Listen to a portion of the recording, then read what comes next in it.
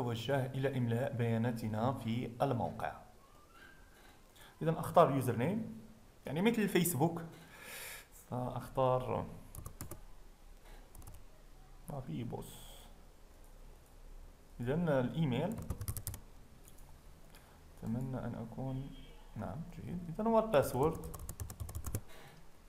ثم يكسب سينا.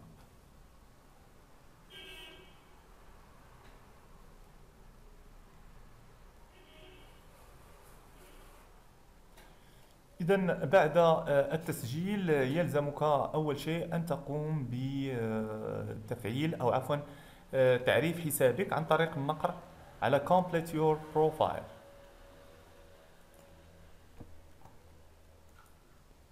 ثم ننقر على Continue، ثم أقوم بإملاء بعض بياناتي.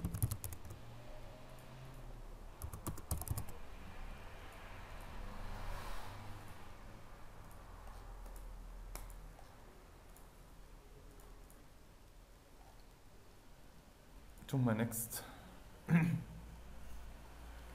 ثم trading experience اختار 0 إلى 12 شهر. إذا نختار stock ثم next. نختار هذا الخيار ثم next. ثم نختار هذا الخيار ثم next. ثم نختار هذا الخيار ثم next. ثم نختار less than next. عفوا less than. ثم ننقر على continue. وهنا يجب أن نقوم بإملاء معلومات البروفايل. نقوم بكتابة الرقم الهاتفي.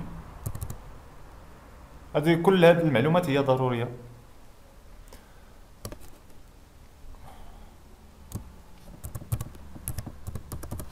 ثم next.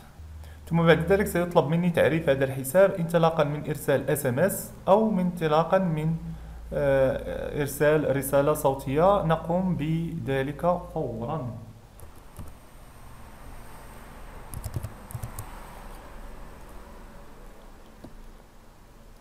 إذا بعد تعريف الحساب سيطلب مني، وهذه خطوة مهمة جدا كذلك، وهي تعريف الحساب. هنا سيطلب منك إرسال إما صورة من الباسبور أو كذلك إرسال صورة من البطاقة الوطنية، بطاقة الهوية. مهم جدا أن ترسلها إلى موقع إطورو. إذا بعد أن ترسل هذه البيانات تكون قد تسجلت، ونمر الآن إلى شرح الموقع.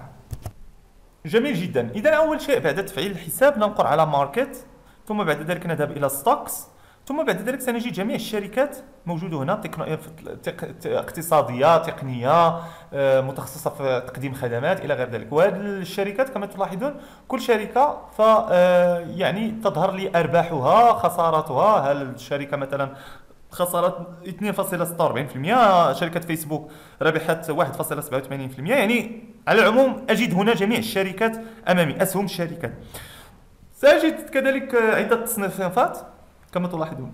هناك مجموعة من التصنيفات، وأنا كشخص كمتداول مهتم بأخبار التقنية. أنا قريب جدا من فيسبوك، جوجل، من الأخبار شركة فيسبوك، جوجل، ياهو إلى غير ذلك. فبالتالي سأنقر على تكنولوجي، لأن هذه الشركات هي الشركات التي أعرفها جيدا والتي يمكن أن أستثمر في سهمها. كما تلاحظون مثلا فلدينا فيسبوك. إذا ما نقرت على فيسبوك سأجد أمامي هذا الأوبن جراف. هذا الأوبن جراف هو الجراف الذي يعطيني تغيرات السهم، تغيرات يعني قيمة السهم على مر إما الأسبوع إلا إما يعني على مر شهر، 3 أشهر، 6 أشهر أو سنة. قراءة هذا الشارت مهمة جدا، لأنها هي التي ستعطيني فكرة ما إذا كان علي أن أستثمر في هذه الشركة أم لا. كما ألاحظ مثلا في لاستير، في السنة الماضية، هذه الشركة كما تلاحظون في تقدم مستمر، في تقدم مستمر، وبالتالي فهذه الشركة تشجعني على أن أستثمر بها. غير ذلك فأجد كذلك اللايف فيد. وهذا اللايف فيد يعطيني أي شخص يكتب عن هذه الشركة أو عنده يعني تفسير معين أو تحليلات معينة، أجده ينشرها هنا ويكتبها هنا. مثلا هذا الشخص عنده آخر فيديو نشره حول هذا تحليل خاص به حول شركة فيسبوك، يمكن أن أشاهده هنا. يمكن أن أقرأ كذلك الناس ماذا تكتب عن تجربتها في تداولها مع أسهم فيسبوك.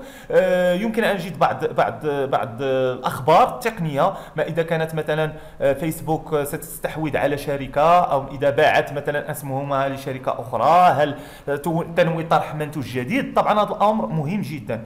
لماذا؟ لأن مثلا إذا سمعت أن فيسبوك تفكر في طرح خدمة جديدة، أو أنها ستستحوذ على شركة معينة، أو يعني كمثال، يعني على حسب هذا الشكل. ففي اغلب الاحيان يعني عندما تكون الشركه ستطلق خدمه